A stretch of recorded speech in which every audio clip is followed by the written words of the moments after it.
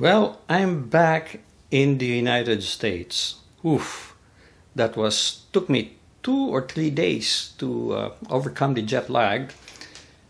It's difficult. I guess when you're getting old, it takes you longer to recover, but finally I'm recovered. So today what we're going to talk about is the old question: are foreigners required to register for e-travel? I'll give you my observations and you be the judge. Stay with me, that's what we'll talk about.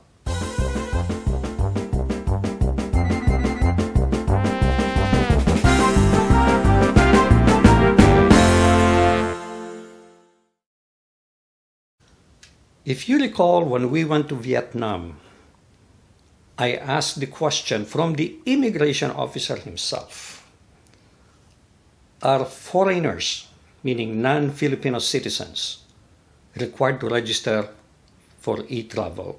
And he said, yes. Everybody, including babies, should register in e-travel. Now, some people said, oh gee, if you look at the Philippine Airlines website, it says foreigners are not required for e-travel, only Filipino citizens. That's a different story, but of course that is not uncommon in the Philippines. So this time, when I came back to the United States, I asked the question, first of all, from Qatar Airways ticketing counter: are foreigners required? And you know what she said? No. So their answer is consistent with Philippine Airlines website. It says foreigners are not required. So Qatar's answer is consistent with that. So coming back to the Philippines, although then I asked the immigration officer when I was leaving, this is the Manila immigration officer, when I was leaving Manila to go to Vietnam, and he said everybody is required, foreigner or Filipino citizen. So this time around, I'm going back to the Philippines. I asked the question first from the Qatar counter. The Qatar counter said, the Qatar Airlines counter said, no, only Filipinos are required, right? So that is consistent with the one from Manila to Vietnam. Airline counter to airline counter, the same, right? Now, when I asked the immigration officer again, he said, it is required of everybody. So who is right? Who's wrong? Who's lying? Who's not? Maybe they're not lying. Maybe they're just misinformed, because obviously it is on the Philippine Airlines website. So, and in my case, what I did in both cases, going to Vietnam and coming back to the United States, I registered both me and my wife. As I mentioned before, my wife is an American citizen. I am a dual citizen. The answer I received from the immigration personnel are consistent. They are required.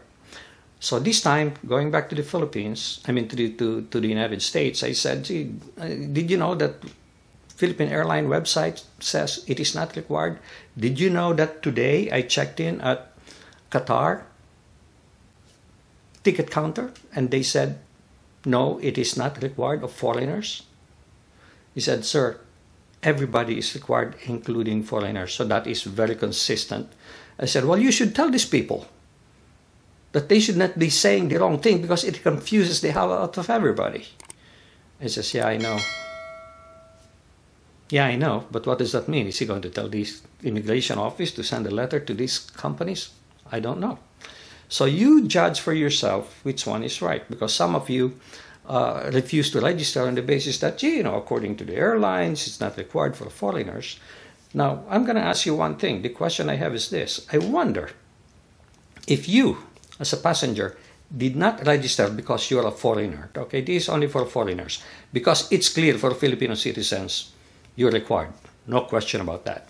Now, for foreigners, American citizens or foreigner from other country, if you did not register and you were able to go through immigration with no issue, that's the key word, no issue.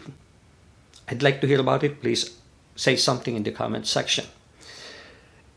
If there was an issue, either they said, oh gee, next time you'll be required, or so maybe the time they let you go without requiring you to register for e-travel during the implementation phase, new implementation phase. Sometimes they do that. That's okay, but at least let me know that that is what happened. There could have been some delays.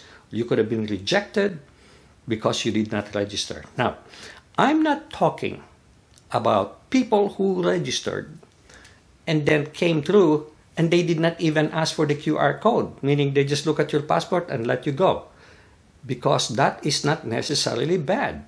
The reason for the advanced e-registration or e-travel registration is for them to have all the information in front of them instead of getting the information while you are in line, long line, queue line of people waiting. They already have the information, so you're good to go. They just need to verify if you are you, remove your mask, look at you, look at the passport picture, you're the person, go. Okay? It does not necessarily mean just because they did not ask you that you are not required. You may have been required, but not ask the question because your information is already in the system. I'm not talking about that.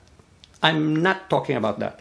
I'm talking about people who did not register and they just accepted the passport and said nothing and let go. Or maybe they have told you, well, next time please register on e-travel, and they took all the information that they needed to take and then let them go. Those are the people I want to hear from. Because I am really confused as to what the heck Philippines is doing when it comes to implementing this new law. So that is all I can tell you right now. Judge for yourself who is right. The airlines are correct or the immigration officers are correct. Sometimes the immigration officers don't even know what the hell is going on. So I'm just curious about that, and I will appreciate it if you share it with us, me and my other viewers, what you have experienced. Only those people who were stopped, questioned, delayed in the admission because they did not register for e-travel, and you are a foreigner. If you're a Filipino, I'll understand, you know, it's accepted, it's well known, you have to register, period, okay? So if there's a delay, I don't want to hear about that. I just want to hear foreigners, American citizens, non-Filipino citizens, non-dual citizens, who did not register and was let go with no issue whatsoever. Issue means questioned, delayed, and asked that next time they should register or whatever. So that's all I have for today. I'm sorry to say that I am really disgusted at the way things are being implemented in the Philippines, but it could very well be that the immigration office this is not the immigration office's fault. It could be just the airline's fault not training their people, and everybody giving a different answer. So that's all I have for today. Please do share this with others. I hope you like this video, and I'll appreciate it if you click like down below. And please do subscribe to my channel unless you have already done so. Make it a great day, and God bless.